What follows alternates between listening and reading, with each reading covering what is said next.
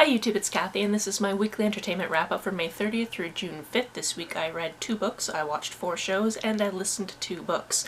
Complete transparency here, I usually film these videos really early in the morning on Sunday before anyone wakes up in my house, so there won't be other noises. However, since today is the first day of the Queer Lit Readathon, I'm actually filming this yesterday as it's going live. It's currently Saturday right now. I usually film on Sundays, but because I gave myself a 9, possibly 10 book TBR for the week, I thought I could maybe get this out of the way and give myself some reading time on Sunday, because these videos take like 6 hours and I clearly need the time for reading. That also means that my roommates are obviously awake right now, so if you hear any sounds whatsoever, I'm sorry, it's gonna happen. Other people live here too. First this week I finished The Anthropocene Reviewed by John Green. This is an essay collection about different things throughout the Anthropocene, which is the amount of time that humans have been having an impact on the earth, and rating these different things on a 5-point scale after a very thoughtful essay on the topic. Some of these essays individually have been around for a very long time, so they've either been part of the podcast of the same name, or they've been in Vlogbrothers videos, that type of thing. So many of them I had heard before in one format or another.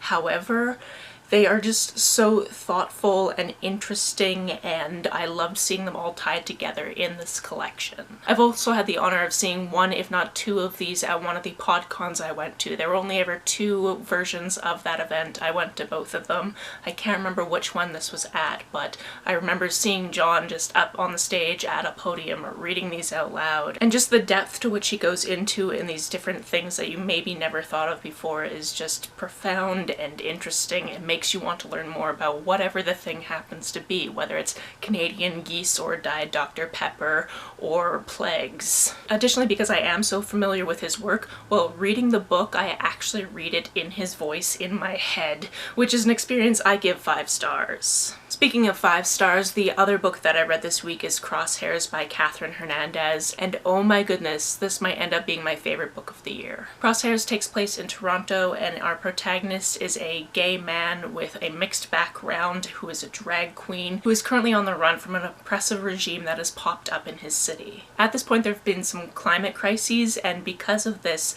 white leaders in the country have basically blamed it on anyone who is other. Be that queer, disabled, a person of color, somebody with a mental health issue, anything othered is demonized, and these people are systematically attacked in ways that disrupt their way of life. The leader of this operation to the outside world has given them this option to work in these workhouses where they live and work in the same place, and they're Canadians making things for the Canadian market. However, these are concentration camps and the outside world doesn't know about it. This book is brilliant and incredibly impactful, especially with the climate of what is happening in our world today, to the point where I can picture this happening, and that is terrible because this is a dystopic future that I'd never want to see come to pass. This discusses the intersections of racism and homophobia and ableism and allyship, and how that shouldn't be a performance, it should just be, and this book is just brilliant. I need everyone to read it. Whew, it's hard to transition after that. Whew, okay.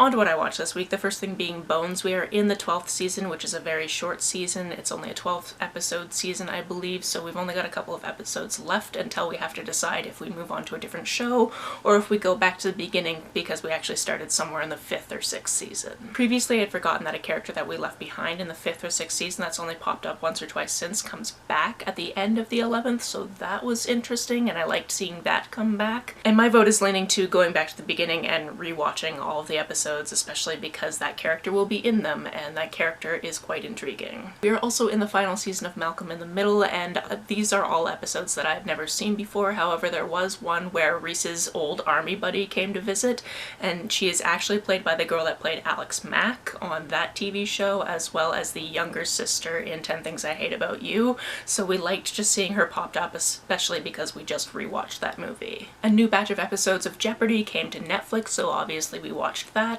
There is one contestant that had the creepiest smile, and he just kept winning, so we just kept seeing it, so I kept just blocking his face out every time I knew he was going to do it.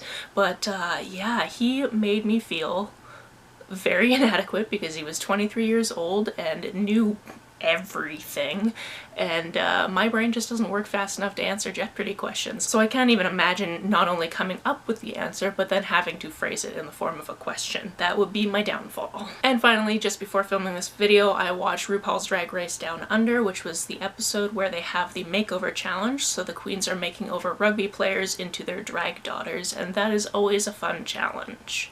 I always love to see how the contestants treat people that come into the competition for one-off episodes like this, because it really gives you an idea of how they value community and other people, and whether or not they are just using these people as props to get them further on in the competition. This episode had a decent amount of heart, so I was a big fan of it. On to the books I listened to this week, the first one being The Lost Ones. This is a book that I think I must have picked up because it was going to be one of the books for the Buzzword Readathon, or another big readathon, maybe also hosted by Kayla. I think that's where I found out about it, but I ended up listening to it in May, and I think it's supposed to be a pick for June. It doesn't matter because usually when I end up picking up these books, I don't actually interact with anybody about them. I just read them and then talk about them here. To my surprise, this was another book that took place in Canada, but this time it was in Vancouver on the West Coast, which is very close to where I am. And our main character is Nora. She is technically homeless as she's been living in the basement of the office that her bosses rent for their joint business venture. And one morning she's woken up by this man who says that she might be able to help him and his wife find their daughter. It turns out that the daughter in question is the daughter that she gave up for adoption 15 years ago. Initially she tells them, I haven't ever seen your daughter, but she can't get this out of her mind. She gave up the daughter so the daughter would have a better life,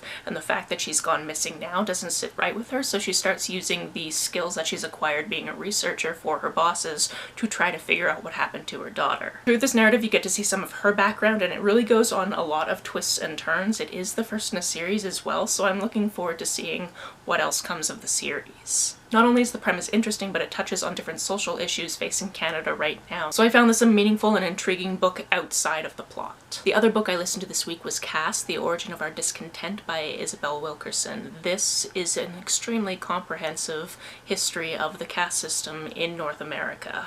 I'm not going to take what I learned in this book and distill it down for you to just pass on here because, one, I think you should read it yourself, and two, there's just so much in this book that there's no way that I could just talk at a camera for 2 to 4 minutes and get everything out of the book that you need to know. However, a couple of facts to highlight is when Germany was trying to figure out how to exclude Jewish people from their society, they looked at America as a model, and when they looked at some of the things that America was doing to their lower caste people, even the Nazis went, that's a step too far. Additionally, something I knew but that was reiterated in this book is Germany has atoned for the things that it did, and America continues not to do so. Additionally, anytime somebody tries to tell me that America is the greatest country in the world, I will only remember the fact that they used to have postcards that they would make at lynching sites and send to their friends to tell each other about the wonderful lynching that they all attended. And even when the Postmaster General went, you're not allowed to send these in the mail anymore, they would just send them in envelopes. This book was fascinating, horrifying, incredibly well researched, and you should read it. That's it for this week. Happy Pride Month, everyone. I hope you're joining us for the Queer Lit Readathon. You can join us just by reading a single queer book this week. Have you read any of these books, or do you plan on doing so? Let me know about it down in the comments below. On the way down to the comments, if you hit that subscribe button, that would be very nice of you. If you don't feel like leaving a comment but want to make sure that I know you were here, just leave me an emoji or a smiley face if you're on your keyboard. Some people have asked if there's a way to financially support this channel, so I set up a Ko-fi account, which is a digital tipping service. The link for that is down below, as well as a link to my PayPal and my Amazon wishlist